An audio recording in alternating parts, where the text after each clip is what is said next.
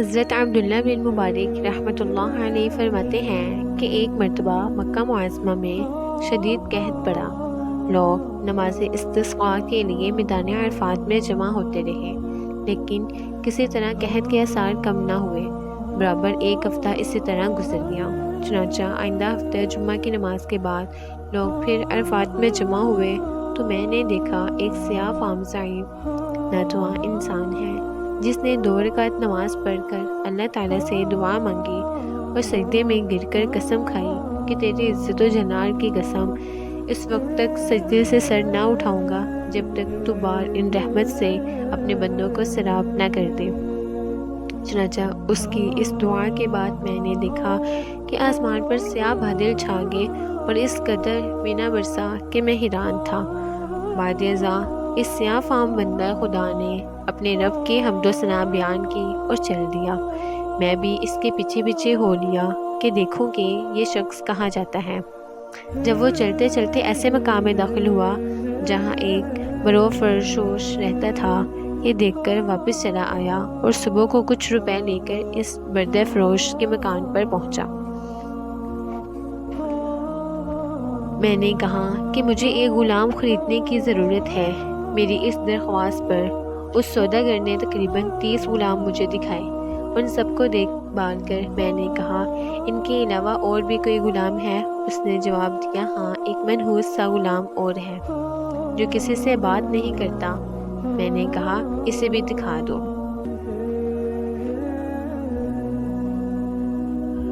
تو سوداگر اسی غلام کو لے آیا جس کو میں دیکھ چکا تھا کہ اس کی دعا سے اللہ نے بارون رحمت کی تھی۔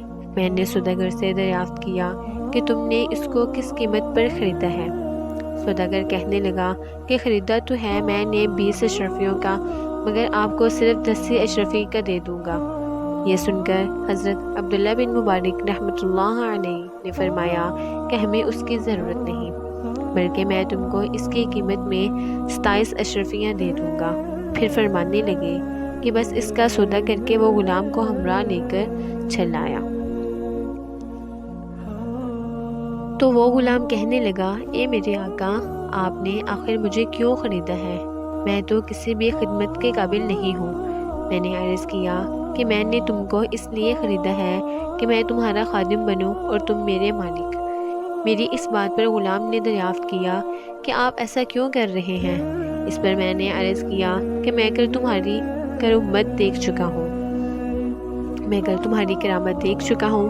اللہ نے تمہاری دعا قبول فرمائی اور اپنی رحمت کی بارش کر دی جس کے لیے مخلوق پریشان تھی۔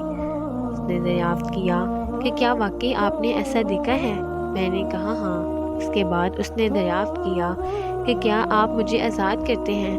میں نے کہا کہ تو اللہ کے واسطے آزاد ہے۔ اس کے بعد میں نے ایک غیبی آواز سنی کہ اے بن مبارک، تجھے بشارت ہو، اللہ تعالیٰ نے تیری مغفرت فرما دی۔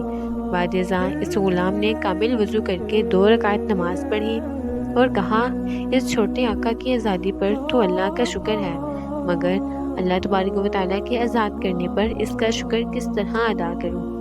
اس کے بعد دوبارہ وضو کر کے اس نے 2 رکعت نماز ادا کی اور دونوں ہاتھ آسمان کی طرف اٹھا کر دعا مانگی کہ الہی، تجھے معلوم ہے کہ میں نے 30 سال تک تیری عبادت کی اور میرے تیرے درمیان عہد تھا کہ تو میرا پردہ فاش نہ کرے گا، مگر اب جب کہ یہ راز کھل گیا تو میری روح قبض کر کے اپنے پاس بلا لے۔ جب دیکھا تو اس کی روح پرواز کر چکی تھی۔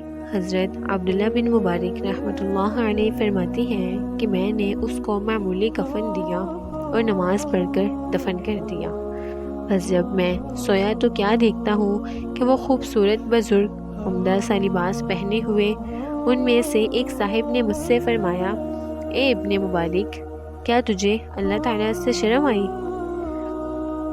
اور یہ کہہ کر وہ چلے تو میں نے دریافت کیا، آپ کون ہیں؟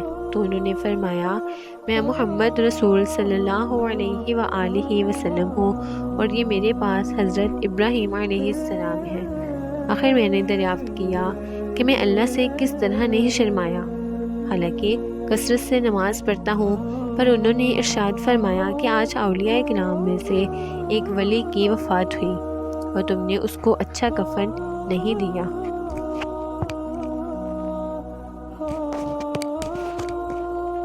چنانچہ جب صبح ہوئی تو میں نے اس غلام کی قبر کھلوائی اور کھلوا کر نہایت عمدہ اور نفیس کفن پہنایا اور دوبارہ نماز جنازہ ادا کر کے دفن کر دیا۔ اللہ تعالیٰ اس پر اپنا رحم فرمائے، آمین۔ سبق: اس واقعے سے ہمیں یہ سبق ملتا ہے کہ سچ ہے اللہ تعالیٰ اپنے مطیع اور فرمانبرداروں کی خود عزت بڑھا دیتا ہے۔ جو اپنے آپ کو اللہ کے لیے فنا کر دیتا ہے، اللہ تعالیٰ دنیا کو خود اس کے آگے جھکا دیتا ہے۔